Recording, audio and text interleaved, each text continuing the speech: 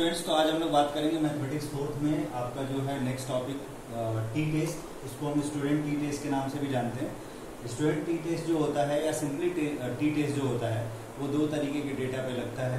जब आपको single sample की मीन दी गई हो, जब आपको दो सैंपल की मीन दी गई हो, तब आप कैसे लगाएंगे। तो आज के क्लास में हम अभी न्यूमेरिकल डिस्कस करेंगे। सिंगल मीन गिवन हो तो टी टेस्ट कैसे लगाते हैं।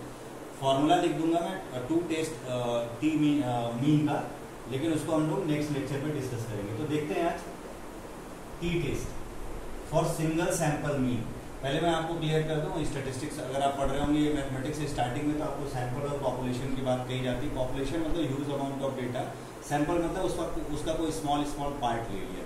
फॉर एग्जाम्पल कि अगर किसी क्लास में किसी मान लो सेकेंड ईयर की बात करें, पूरे ब्रांच में किसी कॉलेज में 2000 स्टूडेंट है, तो 2000 इज द पॉपुलेशन। लेकिन अगर किसी पर्टिकुलर एक सेक्शन की बात करें जिसमें 50-60 बच्चे हैं, दैट इज द सैंपल।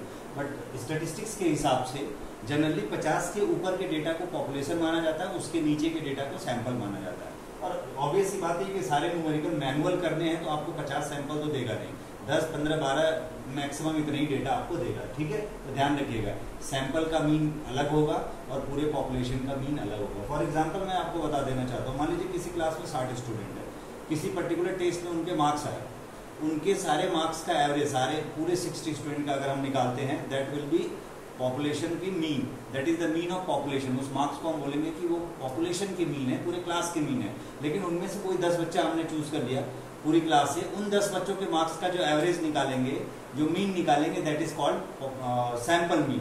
तो ध्यान रखिएगा, सैंपल मतलब पर्टिकुलर जो सैंपल लिया गया उसके डेटा के मीन, और पॉपुलेशन मतलब होल पॉपुलेशन की डेटा के मीन। तो ये कंफ्यूजन नहीं होना चाहिए।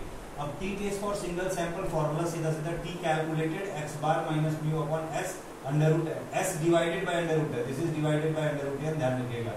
और s क्या होता है, under root summation xi minus x bar का square divided by n minus 1 हुआ करता है फॉर्मूले में, ये ध्यान रखिएगा।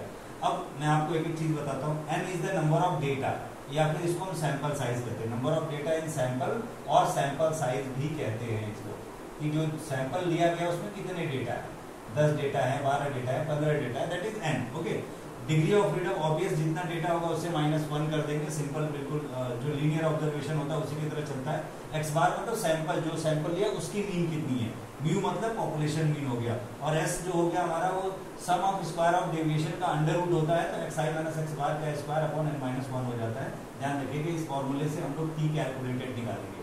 सिमिलरली ये जब सिंगल मीन दी गई थी, तब जब मान लीजिए कि एक ही क्लास में 10 बच्चों का सैंपल अलग ले लिया, 15 बच्चों का सैंपल अलग ले लिया, यानी 2 सैंपल एक ही पॉपुलेशन से चूज किया गया, मींस 2 सैंपल मीन दी गई है। तो ध्यान रखिएगा, दिस इज 2 सैंपल मीन, यहाँ लिखा होगा 2 सैंपल मीन, अगर यानी x बार y बार, ऐसा आप समझ लीजिए। तो t calculated should be calculated with the help of x bar minus y bar divided by s under root 1 upon n1 minus 1 upon n2। ये ध्यान रखिएगा, यहाँ s divide by root n है, यहाँ s के साथ अंडर रूट में 1 upon n1 minus 1 upon n2 है। 2 सैंपल हो गए तो 2 मीन, पहले सैंपल की मीन x बार, दूसरे सैंपल की मीन y बार, और पहले सैंपल में नंबर ऑफ डेटा n1, दूसरे सैंपल में नंबर ऑफ डेटा n2, और s की वैल्यू यहाँ पे निकालने का तरीका बदल जाता है, n1 s1 का स्क्वायर प्लस n2 s2 का square divided bye n1 plus n2 minus 2 हो जाता है।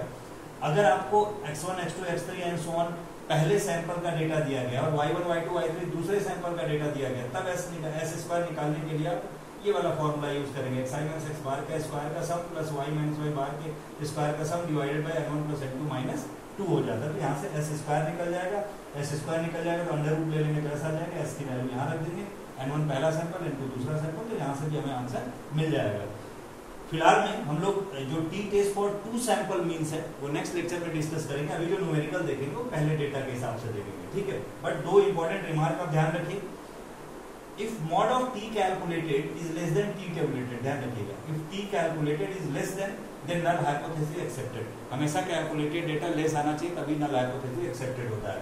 If t calculated is greater than null hypothesis rejected. Process बिल्कुल सेम होगा, बस फॉर्मूला चेंज हो गया, लेस देन आएगा तो एक्सेप्टेड, ग्रेटर देन आएगा तो नल हाइपोथेसिस रिजेक्टेड। प्लीज ध्यान रखिएगा, एक चीज आप नोटिस करिए, t कैलकुलेटेड का मॉड लगा हुआ है। क्यों मॉड लगा हुआ है कि कई बार ऐसा होगा हम t को कैलकुलेट करेंगे और हमारा ये वैल्यू नेगेटिव आ जाएगा, तो हमें नेगेटिव से नहीं लेना है। मॉड लगाने का मतलब उसकी पॉजिटिव वैल्यू कंपेयर करनी, इसीलिए t कैलकुलेटेड में मॉड लगा दिया। तो t टेबुलेटेड वैल्यू ऑब्वियस यहाँ पर भी टेस्ट का टेबल ऑलरेडी दिया रहेगा, नहीं तो क्वेश्चन में आपको डेटा दिया रहेगा, ध्यान रखिएगा। टी टेस्ट इसका भी टेबल कैसे देखना होता है, बिल्कुल काई स्क्वायर की तरह होता है, आप गूगल करके आराम से देख सकते हैं। टी टेस्ट नहीं आएगा तो मैं नेक्स्ट लेक्चर में आपको दिखा दूंगा डेटा, ठीक है। तो अब एक न्यूमेरिकल देखते हैं, सैंपल ऑफ 11 स्टूडेंट। ध्यान रखिएगा एक सैंपल लिया गया जिसमें 11 स्टूडेंट वो किसी क्लास से उठा लिया गया, उनका 11 स्टूडेंट का डेटा। मैथ्स टेस्ट मीन मार्क्स 43.54, यानी उस 11 स्टूडेंट के मैथ्स के टेस्ट का एवरेज मार्क्स जो है 43.54 है। अब ये हाइपोथेसिस टेस्ट करके बताना है, test the hypothesis that this sample is taken from a population with mean with mean 47.55 by using t-test at 5% level of significance। यानी ये बताना है जो स्टूडेंट 11 स्टूडेंट लिए गए जिनकी मीन इतनी आ रही है उनके मार्क्स की, वो स्टूडेंट उस सैंपल से, उस पॉपुलेशन से लिए गए जिस पॉपुलेशन की मीन 47.55 है, और उन स्टूडेंट का मार्क्स भी नीचे डिस्ट्रीब्यूशन में दिया गया है। 1 2 3 4 5 6 7 अप टू 11 स्टूडेंट, उनके रेस्पेक्टिव मार्क्स दिए गए। तो 5% लेवल ऑफ सिग्निफिकेंस पे टेस्ट करके बताना है कि ये जो सैंपल 11 स्टूडेंट का चूज किया गया है वो क्या ऐसी पॉपुलेशन से लिया गया है जिसका मीन 47.55 है और उन स्टूडेंट के मार्क्स इधर गिवन। ओके, तो देखते हैं इसको हम लोग कैसे सॉल्व करेंगे। ध्यान रखिए कई बार क्या होता है ये मार्क्स दिया नहीं होता है, डायरेक्ट आपको सम ऑफ स्क्वायर ऑफ डेटा दे देता है। तो उसके लिए हम कैसे करेंगे, डायरेक्ट फॉर्मूले में एक्स आई माइनस एक्स बार दिया होगा, यहाँ रख देंगे, डायरेक्ट एस पता चल जाएगा। बट इसको हम कैसे सॉल्व करेंगे अभी देखते हैं, ठीक है। सोल्यूशन यहाँ पर देखिए, नल हाइपोथेसिस का मान लेंगे कि H not sample of mean जो भी दिया गया 43.54 is taken from the population with the mean mu 47.54। मैंने आपको पहले ही बताया जब भी नल हाइपोथेसिस मानिए जो प्रूव कर रहा है वही लेकर के चलिए। हमें यही प्रूव करना है कि जो सैंपल मीन है, जो सैंपल है जिसकी मीन इतना है, वो ऐसी पॉपुलेशन से लिया गया है जिसका मीन जो है 47.54 है। अगर ये एक्सेप्टेड होगा तो दैट इज ट्रू, रिजेक्टेड होगा इसका मतलब ये सैंपल इस पॉपुलेशन मीन का नहीं है। सिंपल। 11 स्टूडेंट का डेटा है तो 11 न्यू डिग्री ऑफ फ्रीडम, ये आपके लिए नया नहीं है, ऑलरेडी आप जान चुके हैं डिग्री ऑफ फ्रीडम 11 - 1 यानी 10, और अल्फा की वैल्यू 5% यानी 0.05 हो गया। चलिए इस स्टूडेंट का डेटा हम टेबल क्या बनाएंगे, इसमें रिक्वायरमेंट क्या होगी, देखिए सिंगल मीन दिया हुआ है, एक सैंपल दिया है ना, अब 11 स्टूडेंट में खाली एक सैंपल है तो सिंगल मीन है, इसका मतलब कि पहला फॉर्मूला लगेगा। अगर बोलता है there are 2 samples different means दिया होता तब सेकंड फॉर्मूला लगता है, एक ही सैंपल इसलिए पहला फॉर्मूला लगेगा, ध्यान रखिएगा।